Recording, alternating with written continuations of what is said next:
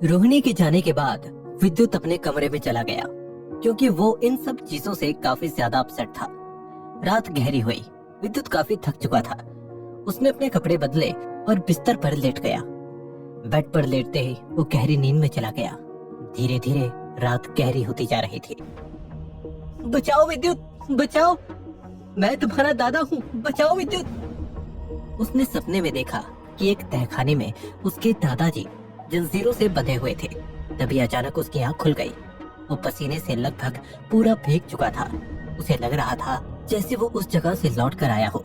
इसी के साथ वो काफी ज्यादा परेशान हुआ। ऐसा कैसे हो सकता है? दादाजी तो मर चुके हैं, तो फिर मैंने उन्हें सपने में कैसे देखा? वो मदद क्यों मांग रहे हैं? मुझे कुछ समझ क्यों नहीं आ रहा। अगली सुबह होते ही विद्युत ऑफिस के लिए निकल गया। राकेश ओबरॉय पहले से ही विद्युत का कैबिन में इंतजार कर रहे थे। अपने चाचा राकेश को देखकर विद्युत ने उनसे कहा, चाचा जी, हमें दादाजी को ढूंढना होगा। अपने पिताजी की बात सुनकर राकेश के तो होश ही उड़ गए। उसे यकीन ही नहीं हो रहा था कि विद्युत ने अभी उसके पिताजी का नाम लिया और उसने हैरानी से कहा, ये तुम क्या कह रहे हो? वो तो मर चुके हैं। विद्युत ने परेशान होकर कहा, मुझे पता है, पर कल मुझे एक सपना आया जिसमें दादाजी एक तहखाने में जंजीरों से बंधे हुए थे और वो मदद के लिए चिल्ला रहे थे। ये सुनकर राकेश काफी हैरान हुआ और उसने विद्युत की तरफ देखकर कहा, कौन सा तहखाना? मुझे नहीं पता, पर हमें जल्द से जल्द उसे ढूंढना पड़ेगा क्योंकि मेरा दिल कह रहा है कि बार बार कोई ऐसे सपने में नहीं आता। जरूर दादाजी जिंदा है। ये सुनकर राकेश के मन में फिर से एक उम्मीद जागी और उसने विद्युत से कहा, ठीक है, चलो फिर हम लोग चलते हैं। हमें जाना कहाँ है? हम लोग शहर के पास जो बस्ती है वहाँ जाएंगे, शायद वहाँ कोई तहखाना हो। इसके बाद वो लोग अपनी कार से उसी बस्ती के लिए निकल गए। कार विद्युत चला रहा था और उसके चेहरे पर परेशानी साफ देखी जा रही थी। कुछ ही देर में वो बस्ती पहुंच गए। बस्ती में पहुंचने के बाद विद्युत और राकेश इधर उधर तहखाने को ढूंढने लगे, पर उन्हें कोई भी ऐसी जगह नहीं दिखी जहाँ पर तहखाना हो। इस पर विद्युत ने परेशान होकर कहा, यहाँ तो कहीं ऐसी जगह दिख नहीं रही है जहाँ पर कोई निशान या फिर किसी तहखाने का पता हो। अब हम क्या करेंगे चाचा जी? मुझको भी समझ नहीं आ रहा, आखिर इस बस्ती में तहखाना कहाँ हो सकता है? तभी वहाँ पर वही बच्चा आया जिसकी विद्युत ने मदद की थी। विद्युत को परेशान देखकर उस बच्चे ने उससे कहा, अरे आप यहाँ पर? क्या हुआ? आप इतना परेशान क्यों लग रहे हैं? उस बच्चे को देखकर विद्युत ने उससे मुस्कुराकर कहा, अरे बेटा, क्या तुम्हें यहाँ पर कोई तहखाना पता है? नहीं, यहाँ पर तो कोई तहखाना नहीं है, पर यहाँ से 2 किलोमीटर दूर एक फैक्ट्री है जो काफी सालों पहले बंद हो गई थी। शायद वहाँ कोई तहखाना हो। ये सुनकर विद्युत और राकेश के मन में फिर एक उम्मीद जागी और विद्युत ने मुस्कुराकर उस बच्चे से कहा, तुम्हारा बहुत बहुत शुक्रिया, मैं तुम्हें जल्द ही मिलने आऊंगा। Thank you so much. इसके बाद विद्युत और राकेश कार में बैठकर उसी फैक्ट्री के लिए निकल गए। दूसरी तरफ मोहिनी एक कमरे में बैठी हुई थी। उस कमरे में काफी अंधेरा था। मोहिनी के चारों तरफ मोमबत्तियां जल रही थी। इसी के साथ उसके सामने एक नर खोपड़ी और कई सारे नींबू मिर्ची रखे हुए थे। वहाँ पर अजीब तरह के साइन बने हुए थे। इन सबको देखकर ऐसा लग रहा था जैसे मोहिनी जादू टोना कर रही हो। तभी उसने विद्युत के बाल को निकाला और उस खोपड़ी के ऊपर रखकर कुछ मंत्र पढ़ने लगी।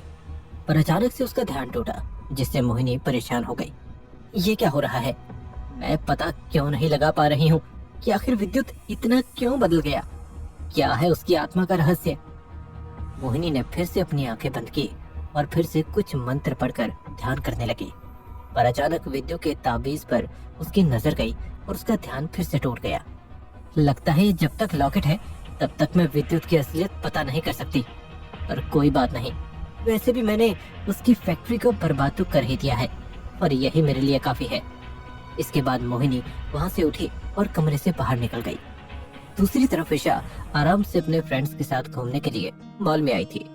वैसे तो वो ज्यादातर घर में ही रहा करती थी, पर आज करण हांडा किसी काम से बाहर गया था और इसी चीज का फायदा उठाकर ईशा अपने फ्रेंड्स के साथ आ गई।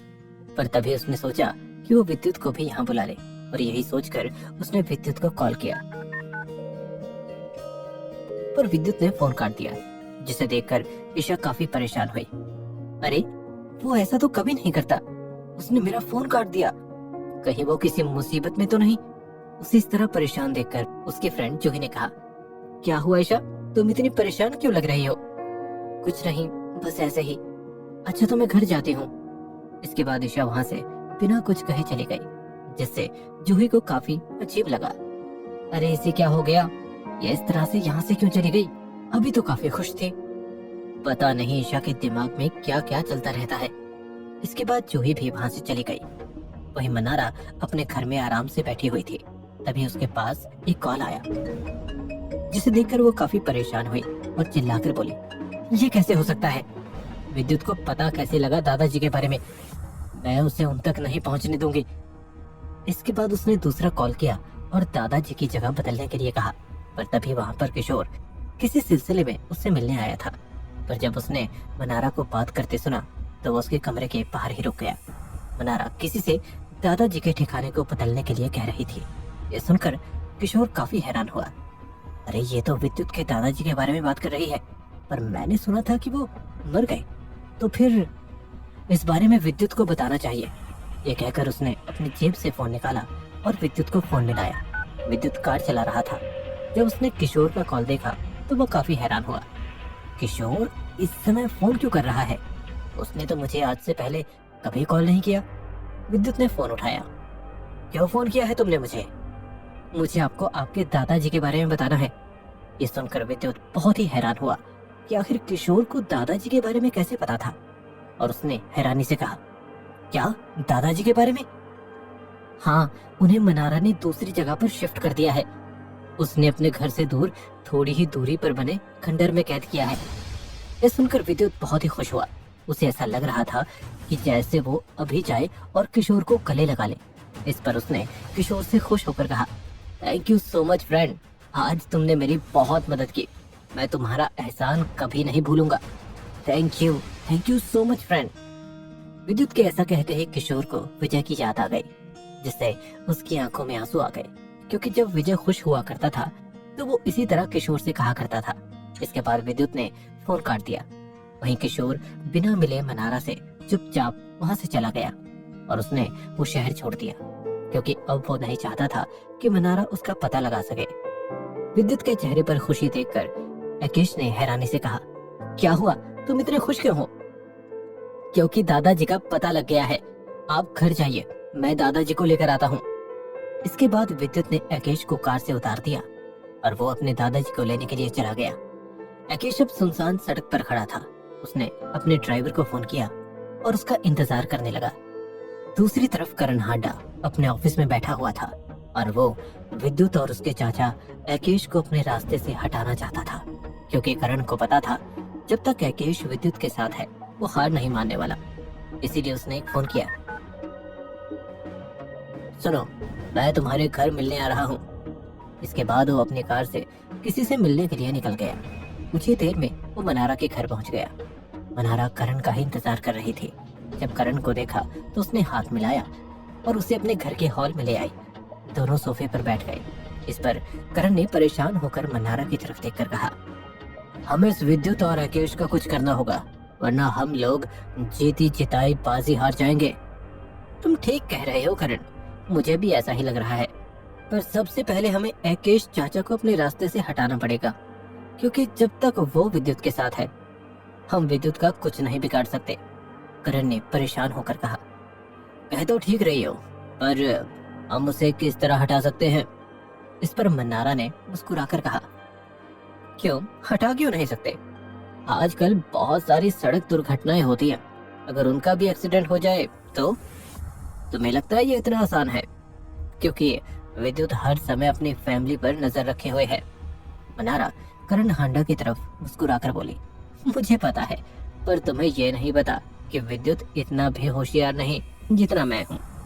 ये कहकर मनारा ने एक सिगरेट जलाई और उसे होठों पर लगाकर उसके कश लेकर गुच्छर हवा में उड़ा दिए। इसके बाद करण वहां से चला गया और मनारा ने किसी को फोन मिलाया। फोन करने के बाद उसने सिगरेट को मेज पर रखी प्लेट में रगड़ दिया और अपने आप से बोली, बस कुछ टाइम और चाचा जी, आप भी या तो इस दुनिया में चल बसेंगे या फिर हॉस्पिटल के बिस्तर पर पड़े होंगे। मेरे रास्ते का कांटा जो बनेगा मैं उसे हटा दूंगी, फिर वो चाहे कोई हो, कोई भी। वहीं आकेश अपने ड्राइवर का इंतजार कर ही रहा था। तभी तेजी से एक ट्रक आया और आकेश को टक्कर मारकर चला गया। आकेश लहूलुहान होकर वही सड़क पर गिर पड़ा। विद्युत अपनी कार तेजी से चलाकर उसी जगह पहुंचा जहां का किशोर ने पता बताया था। खंडर काफी पुराना था। उस खंडर को देखकर विद्युत ने कहा, मनारा ने यहाँ दादाजी को रखा है, वो जरूर उन्हें मारना चाहती होगी। ये खंडर कितना पुराना है। इसके बाद वो कार से उतरा और खंडर में चला गया। खंडर में काफी अंधेरा था।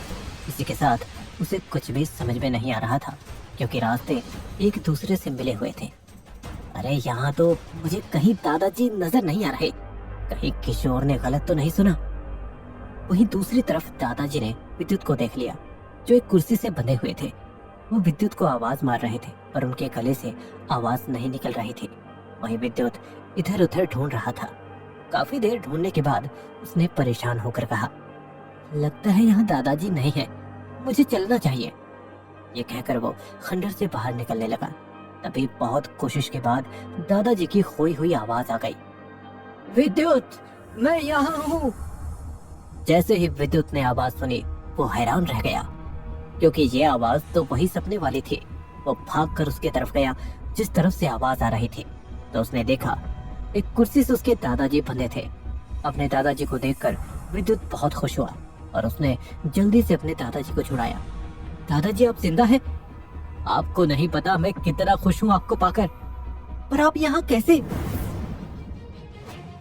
क्या दादाजी विद्युत को बता पाएंगे कि उन्हें किसने कैद किया था?